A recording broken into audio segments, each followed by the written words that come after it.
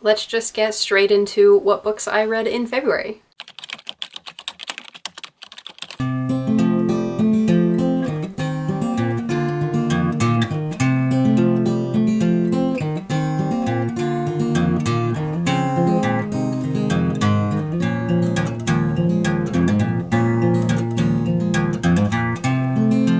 So I only read 2 physical books in February. I did finish a few books of the Bible and a few audiobooks, so I will talk about those also. But I was mainly trying to get through The Daughter of Smoke and Bone, and more specifically, the annotations that I'm doing for my sister, so I can give this to her birthday, which is coming up very soon.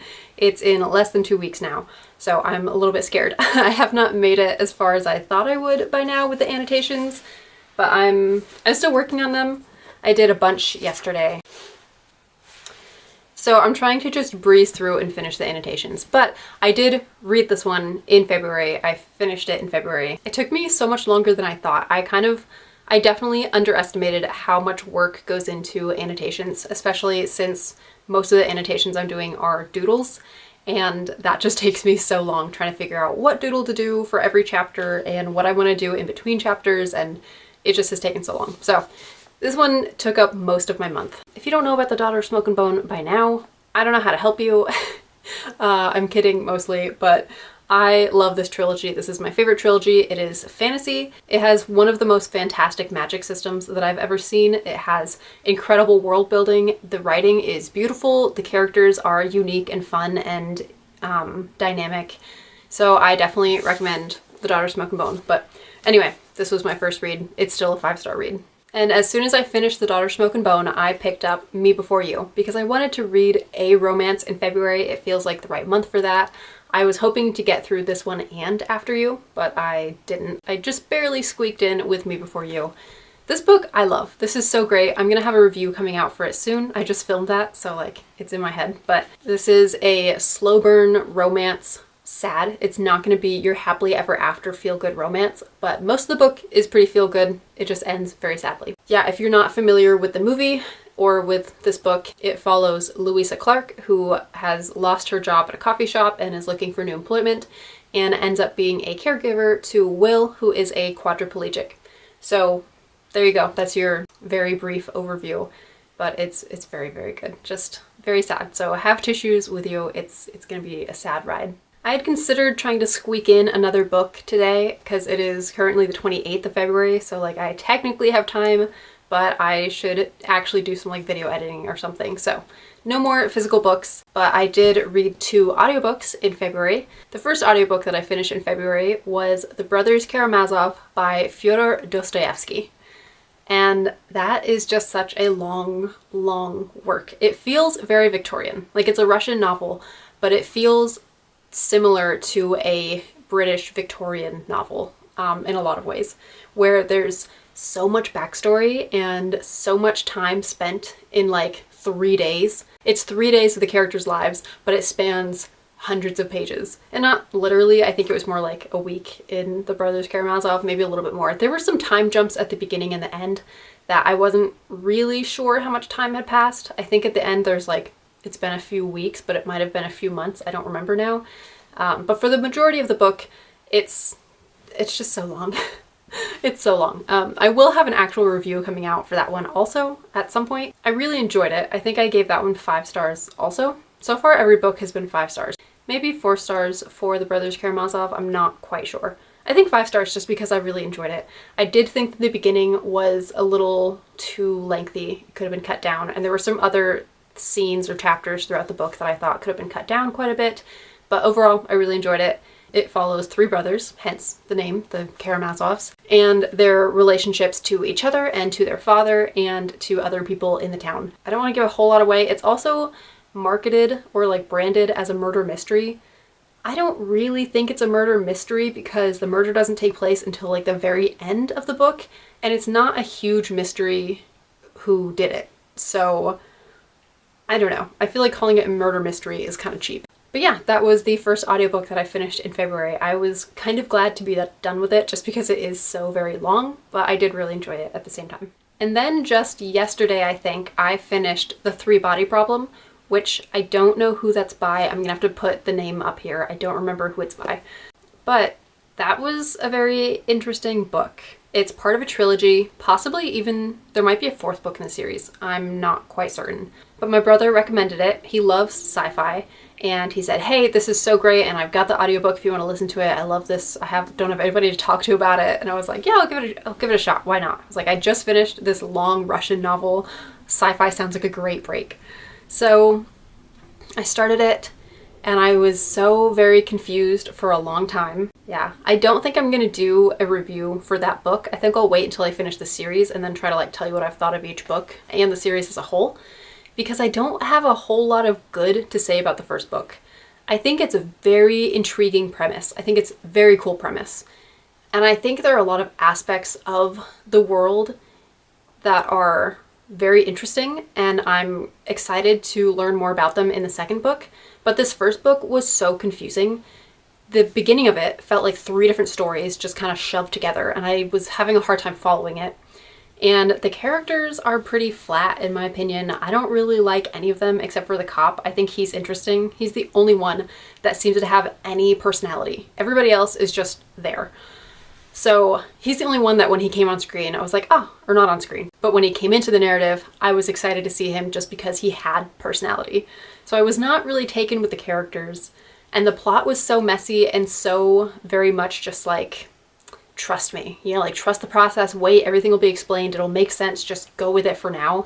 So I had a hard time following that also because I felt like a lot of things didn't make sense or I didn't understand how we got from A to B.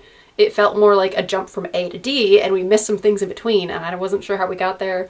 And I know that I did just listen to it as an audiobook while I was at work, but usually I could follow a plot pretty well. Like I just listened to a Russian novel and I was only confused at the beginning because I didn't understand that some of the characters were actually the same person because the nicknames weren't explained. So I got a little bit confused in the beginning of that, but then I followed along pretty well. So if I can follow Dostoevsky, I feel like I should be able to follow this sci-fi book, but I had kind of a hard time. And so then the ending is just like the explanation of everything. Like, oh, see, I told you it all made sense. I'm like, okay, I don't really know. I still, like, I get that it makes sense in the world. I'm not a scientist. I don't know if some of these things are possible, but a lot of the explanations felt very far-fetched also. Like, just go with it. This is how it works in this world, which is okay. It is sci-fi, so that can be okay. I don't know. I don't know why I'm giving a review of it right here, but I guess instead of giving you a synopsis, I'm giving you a review. I don't really know how to give a synopsis for it because I don't really want to like spoil it, but I guess, I don't know, this might help it make sense. No, I don't know how to give a synopsis of it because I was so confused for part of it and now it's just, like I feel like in order to give a synopsis, I have to give everything away. So I'm just not going to. If you want a synopsis, look it up on Goodreads or something. I don't really know how to tell you what it's about. I did think it was very funny that when I called my brother to explain things to me, I was still like very early on in the book, like maybe 25% of the way through. But I was like, I am so confused right now. I need you to explain some things. And he was like, yeah, sure. And he said, yeah, it can be kind of confusing, but like this is my second read through and I've also watched the show twice, so I think I can explain things for you. I was like, oh, you didn't really tell me that I had to like consume it multiple times in multiple different formats in order to really understand it. That makes a lot of sense. So it might just be one of those confusing ones. I am going to try to watch the show once I finish the series, but I have to finish the series first. So I'll get to that. Anyway, okay, but that was the other audiobook that I finished. So I read 4 books in February. Those were the only 4. Like I said, I was going to try to like squeak in another book today, but I don't really want to sit down and read for 5 hours. I want to do some other things. It's a beautiful day outside. I might even like head outside. It's in the 40s, which it has not been in the 40s for a while, and it just feels so nice. But anyway, okay.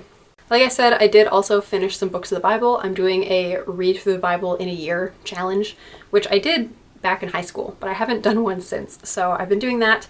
And in February, I finished Exodus, Leviticus, Job, Ecclesiastes, and Mark. So 5 books of the Bible in February, which I was partway into Exodus already and a good way through Job. So it's not like I read the entirety of them in 1 month, but I still feel like that's kind of impressive. It's really nice to be like, okay, we're checking things off. We're not just stuck in Genesis forever. Like we're getting through it. So I have been enjoying that.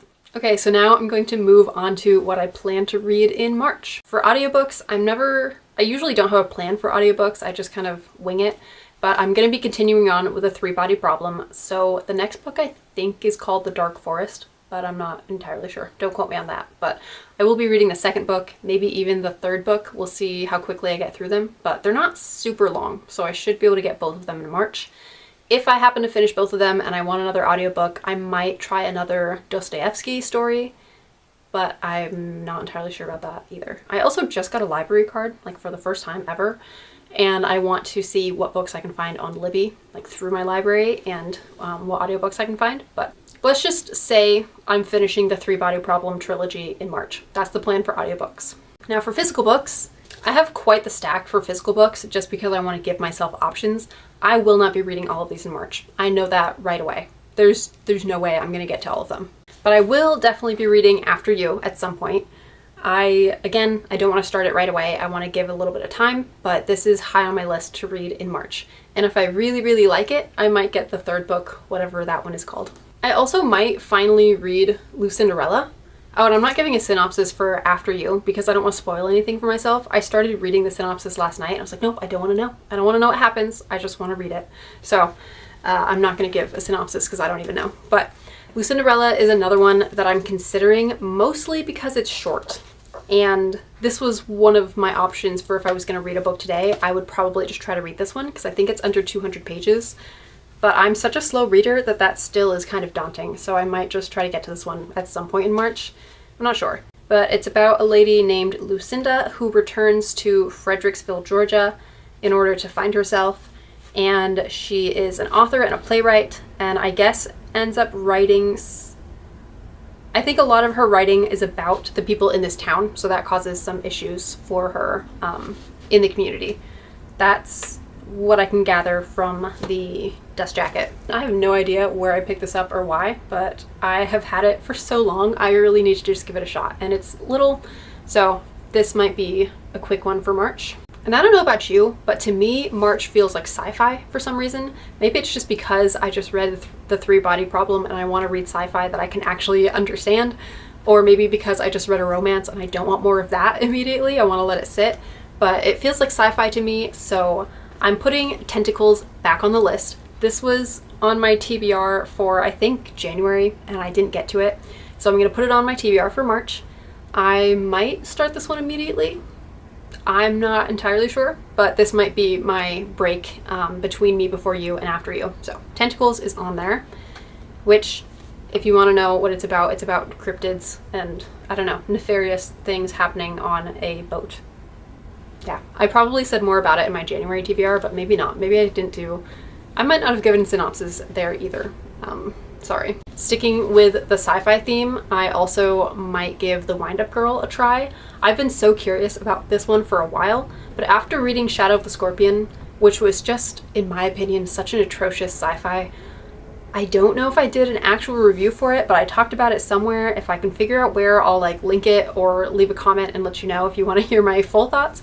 But I just thought that book was very poorly written and I did not have a good time with it. And for some reason, because I got that book at the same time that I got The Wind-Up Girl, they've been linked in my mind. So after reading The Shadow of the Scorpion, I had no interest in reading The Wind-Up Girl. But it does interest me and I do want to read it, so I might give this one a go also. Synopsis, what can I say? I don't really have a good synopsis. Okay, so in this world there are humans and then there are new people who are not human. They're more of robots, kind of. They're engineered beings somehow. And so we have Anderson, who is a human, we have Emiko, who is not, and their paths cross. I don't know. It feels very dystopian sci-fi kind of, and I'm into that. So I think it looks awesome. It looks so cool. I really want to read it. So I'm putting it on the TBR for March. I'm intimidated, but I want to try. I also wanted to give myself a fantasy book just in case I'm feeling something else. I thought about continuing in the Daughter of Smoke and Bone series and reading Days of Blood and Starlight, which I might do, but I also might wait until April. There's no rush on those. I'm not going to give those to my sister for her birthday. I'm just going to give them to her later when I've finished that one and Dreams of Gods and Monsters. So I'm not really in a huge hurry to read that one. I want to have a month where I can just read other books and not have to be annotating all the time. So I might give Caraval a go, or Caraval, or however you want to pronounce it. All that I know about this is that there's a circus, I think. I might even be wrong about that, am I? Wait a second.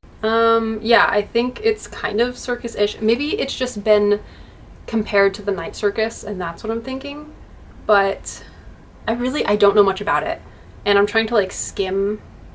Ah, okay. Caraval, a legendary once-a-year performance. Okay.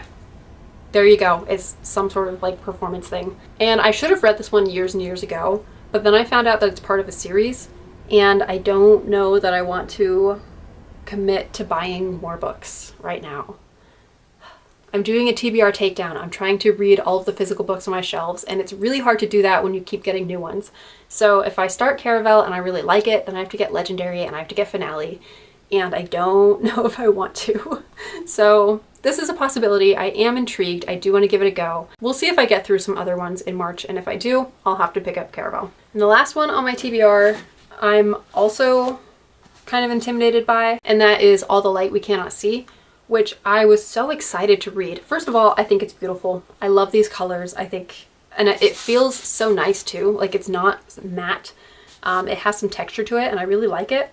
And I mean, it's a Pulitzer Prize winner, so you would think it would be really good. I don't know anything about it. I'm not gonna read the back for y'all. I really like going into things blind. I don't know much about this at all. But I'm intimidated to read it now because I've started hearing more mixed reviews, and I've started hearing more negative reviews where people just didn't like it at all and thought it was way overhyped. So that kind of has also put me off of it. It's also really long. Well, it's not, okay. It's over 500 pages, which in my opinion is long. Anything over 400 pages is long. It's not like a tome. It's not insane, like 1,000 pages or something, which I have read, but anything over 400 pages is getting long. 300 to 400 is normal. There you go. 400 to 500, it's a little bit more intimidating. So I just haven't picked it up yet because I've been hearing bad things, and also it's over 500 pages. And I'm such a slow reader that I'm like, okay, that's a book and a half. I have to read a book and a half to read this one book. So we'll see. But I am also really intrigued, and something about it just screams March to me. Maybe it's just the cooler colors, and March is very like cool and cold here. I mean, it's a lovely day right now at the end of February, but I don't expect this to last. So I don't know. It feels like maybe March book, but maybe also like a May book if I don't get to it in March. We'll see. But that's it for my TBR and for my reads in February. So I hope that you enjoyed the video. If you did, please leave a like and subscribe down below. Let me know what you read in February, or if you don't want to like share everything, what was your favorite book that you read in February? What was a 5-star read?